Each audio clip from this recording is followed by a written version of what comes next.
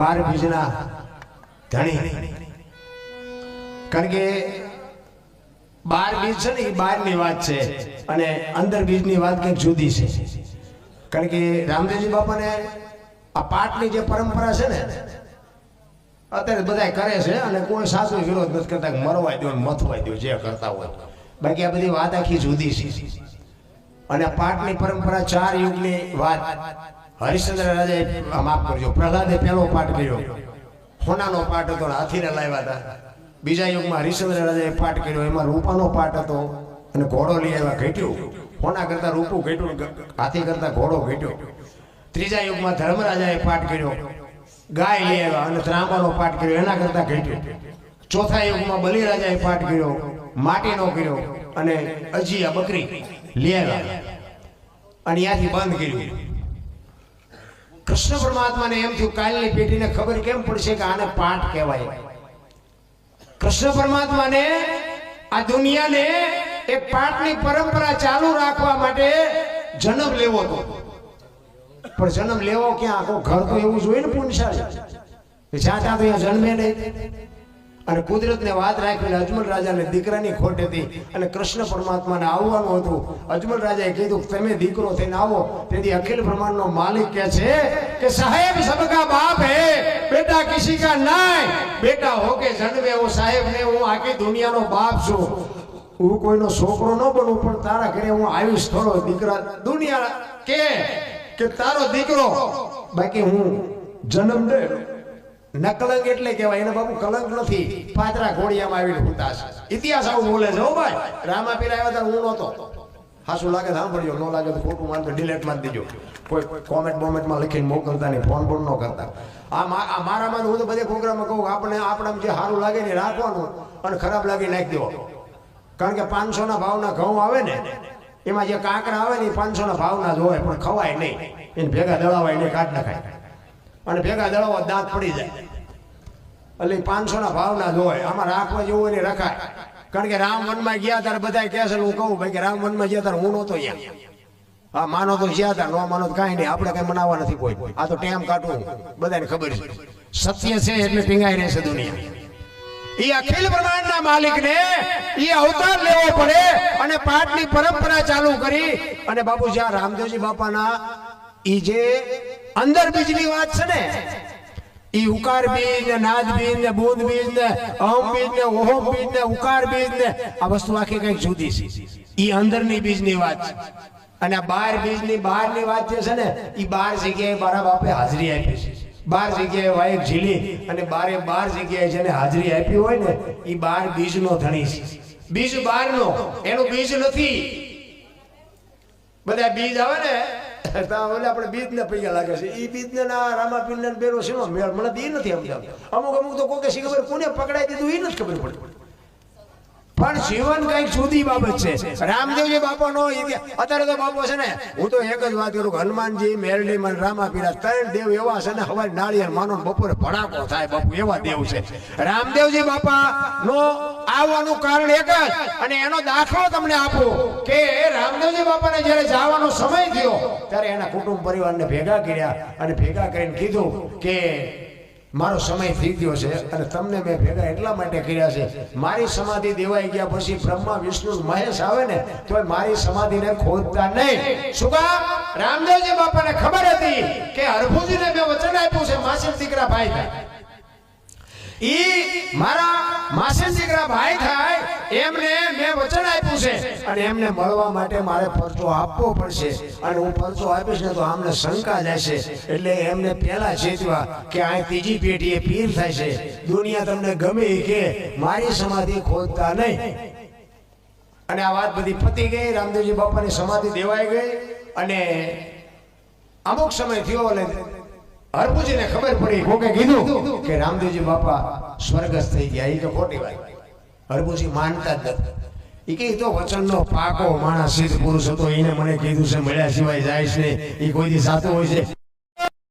ના હતો ઈ કે વાત બધી બરોબર પણ હું રણુજા જઈ અને પાકું કરું અને મને એમ લાગે કે આ ગયા તો સાચી વાત બાકી દુનિયા ગમે કે હું ન માનું અને બાપુ ત્યાંથી ઉપડ્યા હો ઘોડા ઉપર ચડીને હરભુજી આવે છે રણુજા અને રસ્તામાં બાપુ રણુજાનો સીમાડો આવે ત્યાં અખિલ બ્રહ્માંડનો માલિક બાપુ રામદેવજી બાપા અહીંયા બેઠા છે અને અહીંયા ઘોડા ચરે છે ત્યાં વાણી બાપુ હરભુજીને લખવી પડે મેં કીધું ને હમણાં કે ભજન જ્યાં જશે ને વાતું પડી છે અહીંયા ભજન હરભુજીએ ગાયું કયું હરભુજીને હૈયે હરખ અપાર ઘોડલા ચરંતા દીઠા રામા પીરના બે ભાઈ આમ પહાડ ભેટે ભેટા અને હરભુજી કહે છે રામદેવજીને કે મેં આવી કઈક વાત સાંભળી દે રામદેવજી બાપાએ વાતનો ગોળો ટોળો કરી નાખી ભાઈ આ જગત છે ગમે બોલે બે આપણે ઘણા ટાઈમથી કહુંબો નથી પીધો કહુંબો બનાય ઈ કહુંબો બનાવ્યો ઈ કહુંબો બનાવી અને પછી રતન કટોરો અમલની ડાબલી વીર ગેડીઓ અને પામરી આ ચાર વસ્તુ જે સમાધિમાં મૂકેલી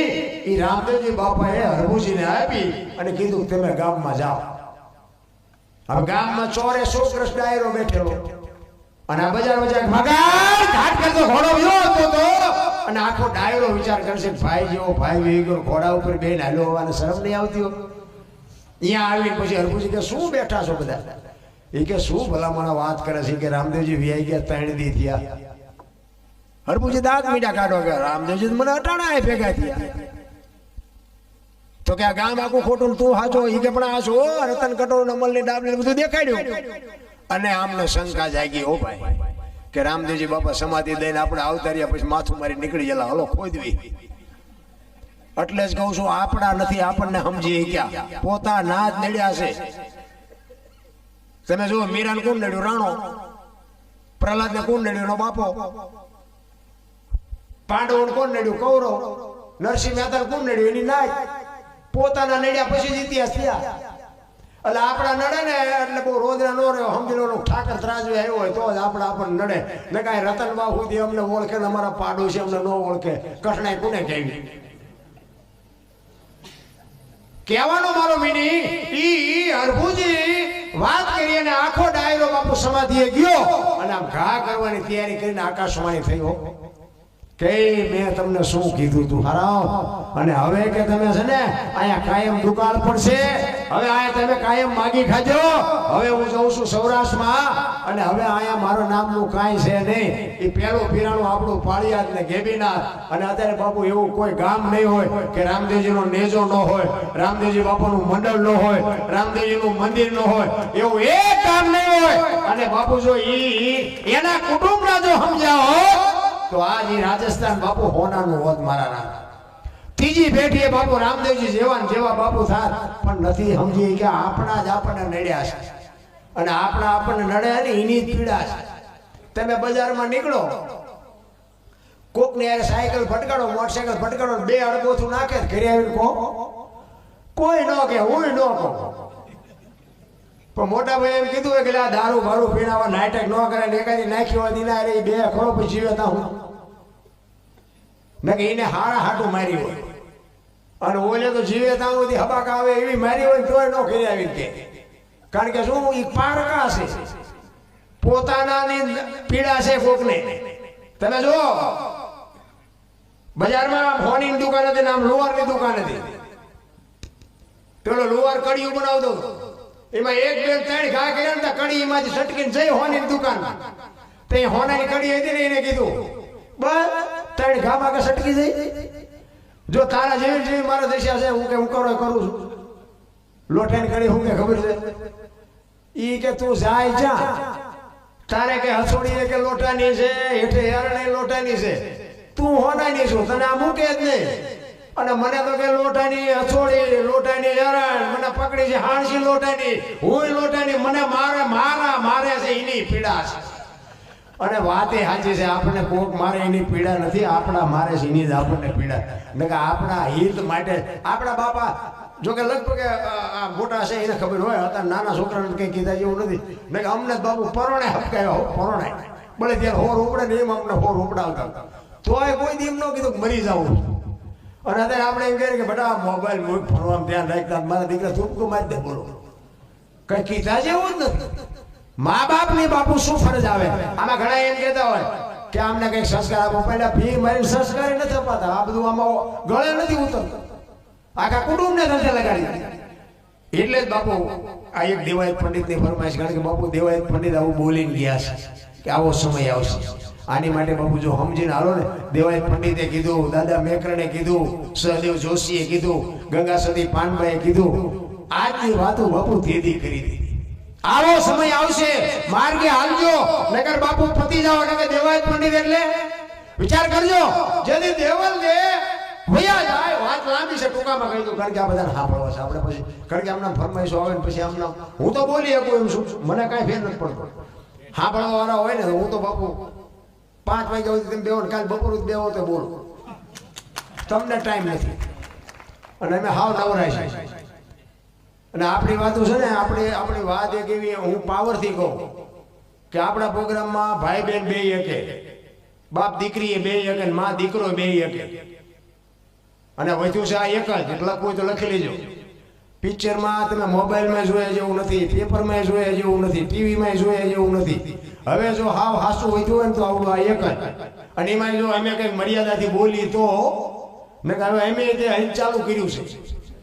પણ હું મારી પોતાની એકલી વાત કરું કે ઠીક છે, મારી ભૂલ થઈ જાય, હું માણસ છું, હું એવું નથી કહેતો, પણ કહેવાનો મારો મિનિંગ કે હું તો બધાને ભેગા રાખવા માંગુ છું. બીજી વાત કે મને પટેલે બોલાવ્યો ને પટેલના ગાણા ગાઉં, રબારીએ બોલાવ્યો રબારીના ગાણા ગાઉં, ના, એ વાત મારામાં આવતી નથી. હું તો બધાને એમ કહું છું, બધાય આપણે ઊંસા જ છીએ, કોઈ નીસું નથી. એ ઊંસાનું નિશાનું જે હાલ્યું છે ને, એ બાપુ આ દુનિયા બહાર ખવડાવે.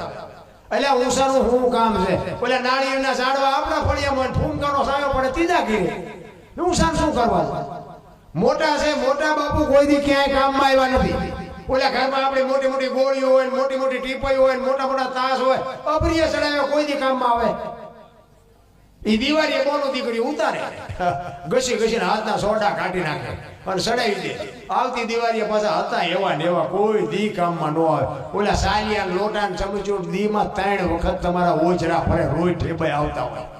નાના બાપુ કામમાં આવે છે, મોટા ચાય નથી આવતા. આપણા મોટા હોય ને સલામત મારવી પણ નગર નડે, નોય હોય ને મારવી પણ આપણા ગામ નો આપણને ખબર હોય ત્યાં ચમ ભેગા કર્યા છે. દેવાયત પંડિતે એટલે કીધું કે દેવલ જયારે નીકળી ગયા, શંકા પડીને અવળું ઊંચું વાણી કહે છે ને, એ શંકા પડીને બાપુ વ્યાઈ ગયા ને. 750 સેવક ભેગા હતા અને રસ જોડી અને દેવલને ને હાવ આંધળી ગોતે બાપુ નીકળ્યા.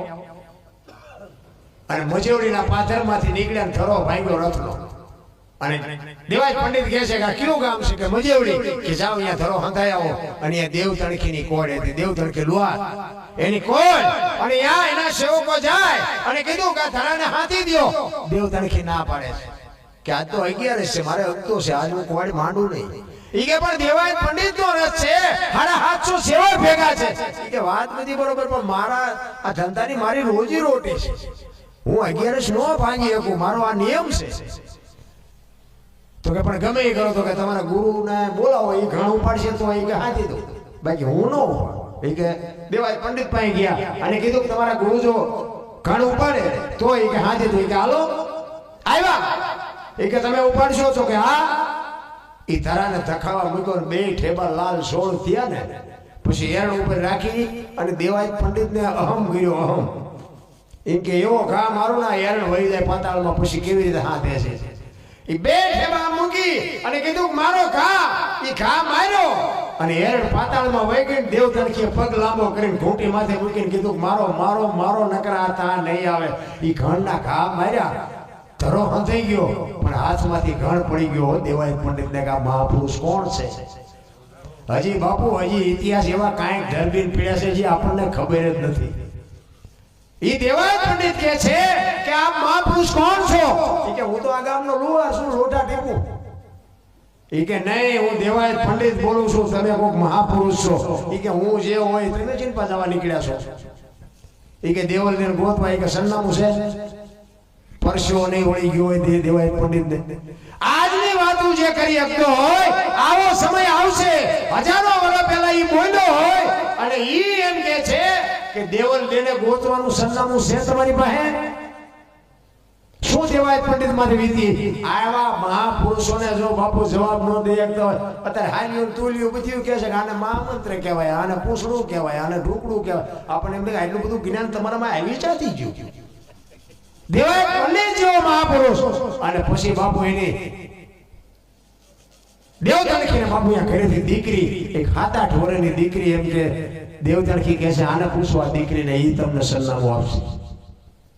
દેવાય પંડિત ને બાપુ વાંચ્યા હોય તો લોહી નો નીકળે અને તેથી દીકરી એમ કહે છે કે નરોહર ગઢમાં કે દેવલ દે છે. ક્યાં છે નરોહર ગઢમાં? કોઈ સરનામાની ખબર છે? આખું હાલવાની જરૂર છે. દીકરી એમ કહેતી હોય કે નરોહર ગઢમાં દેવલ દે છે. નરોહર ગઢનું તો ઘણાએ કીધું તું પણ એ આવ્યું ક્યાંય કોઈ નહોતું કહેતું. દેવાય પંડિત ને ઘણાએ કીધું કે દેવલ ને તમારા નરોહર ગઢમાં છે પણ એ આવ્યું ક્યાંય ખબર નહોતી. આ રતનબાવ આય છે, રતનબાવ માં અમારા પ્રોગ્રામમાં જવાનું છે, પ્રોગ્રામમાં જવાનું છે પણ એ ખબર નહોતી કે જમરાળા પાસે આવે, પાણવી પાસે આવે, એ ખબર નહોતી. રતનબાવ ગોતવું કેવી રીતે? ઈ દીકરી એમ કે નરોહર ગઢ મેં જોયું છે. અને તેથી બાપુ એ દીકરી એમ કહેતી હોય કે દેવલ દેવ એ ગયા તો કે હા. કે શું કામ? તમને કીધું તું કાંઈ? તો કે હા. કે શું કીધું તું? એ કે મારામાં જેથી શંકા પડશે તેથી હું તમારી નહીં હોય. તો કે શંકા પડી હતી? તો કે હા. તો કે હવે હું ગોતવા નીકળ્યા છો. અને વાતે સાચી નથી. હું તો એમ કહું છું આપણા બૈરા હોય ને હાસવજો ને કે માંડ મેળ ભીડો પછી મેળે નહીં પડે ભૂંડી હાલી તે દુખી થઈ જાઓ. ભાઈ જે છે એ અપનાવી લેવાની વાત છે.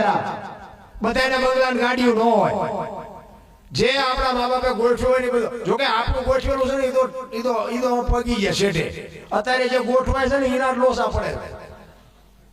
અમારે એક ભાઈ બંધ છે, મેં કીધું ઓલા તારા દીકરા લગ્ન ચારે કરવાના. મને કે લખી હોત નાખ્યું. બોલો, મને તો ખબર નથી. કાઈને લગ્ન જવા તમે જોવો તો ખરા ઓલા નાના છોકરા આપણા દીકરા દીકરીઓ રમતા ઢેંગલા ઢેંગલીના 3 દી સુધી તો બાપુ હાલતું હતું. આ 2 દીમાં થતા આપણા તૂટી જાય. હવે આને લગ્ન કહેવાય? મહાપુરુષોએ બાપુ આજની વાતો તેદી કરી છે કે આવો સમય આવશે. બાપનું કીધું બેટા નહીં કરે, ધરતી ઉપર હેમર હાલશે, હુના નગર મોજા લક્ષ્મી લૂંટાય, લોકો તને નહીં થાય રાડ. આવડે 500 ની 1000 ની બંધ થઈ જાય. હવારે પાટિયા જેવા મોટા થઈ ગયા. ચા દેશું કજામ. તમે જો ઘરમાં પૈસા ઘણા હતા પણ બાપુ પસ્તી થઈ જાય. અમુક મોટા સામે નજર ન કરાય. બોલો, આપણે તો કેમ આખી દુનિયા લૂંટાઈ જઈ હોય ત્યાં લક્ષ્મી લૂંટાણી ન કહેવાય? પૈસા હોવા છતાં ભિખારી થઈ ગયા. આખી દુનિયા બાપુ રોવે છે, કોઈને કાંઈ છે જ નહીં. મનથી બાપુ જો શાંતિ હોય ને તો જ શાંતિ મળવાની. બાકી જે ઓલા પૈસા નથી એવડે એ બચારા જાગે છે. એમે પૈસા વાળા ચેદી થઈશું, પૈસા વાળા ચેદી થઈશું એમ જાગે. પૈસા છે એવડે એમ કે સોરી નો જાય થારું, સોરી નો જાય થારું એમ જાગે. બધાને ઉજાગરો તો છે પણ હું તો એમ કહું છું કે હળવા ફૂલ થઈ જાવ. કાંઈ છે નહીં કાંઈ, અને કાંઈ આપણું છે ને એવું વિચારો એટલે તમારું કોઈ દી ક્યાંય જાય જ નહીં. એ ઘેર બાકી આ કોઈને દેવું નથી ને આ કોઈને કહેવું નથી ને આ સાનું માનું રાખ, એ તમારું કોઈ દી નહીં રહે. એ મારો નાથ ગમે એની રીતે લઈ લે. અમુક ટકા બાપુ આપણી પાસે જે હોય ને એનો ભાગ કાઢવો પડે. એ ઈશ્વરની કૃપા છે આપણને જે આપ્યું છે ને. કોઈ હું તો એમ કહું આડોશી પર હવે તો કોઈને કઈ એવી ચિંતા નથી ને કે પાડોશીની બાપુ આપણી ફરજમાં આવે. કોઈ ઘર મોડું હોય ને તો એને ખાધું છે કે નથી ખાધું. આપણા કુટુંબ પરિવારમાં કોઈ ઘર મોડું હોય તો અહીંયા બાપુ આપણે કંઈક પૂછવાની આપણી ફરજમાં આવે. જો ભગવાને આપણને આપ્યું હોય. હું તો એમ કહું છું કે આ ઝોપડામાં જે રહે છે ને એક ઓલા લુગડા વગેરેના છોકરા નાના બાપુ જોડીમાં રમતા હોય એને કોક દી એક પાર્લેનું પડીકું આપો ને, પાર્લેનું પડીકું, અને એના પેટમાં જાય ને બાપુ એનો આશીર્વાદ અડી જાય તો તમારું કામ થઈ જાય. રામ એટલા માટે જ મહાપુરુષો કહે છે સમય બળવાન છે, કોઈ બળવાન નથી.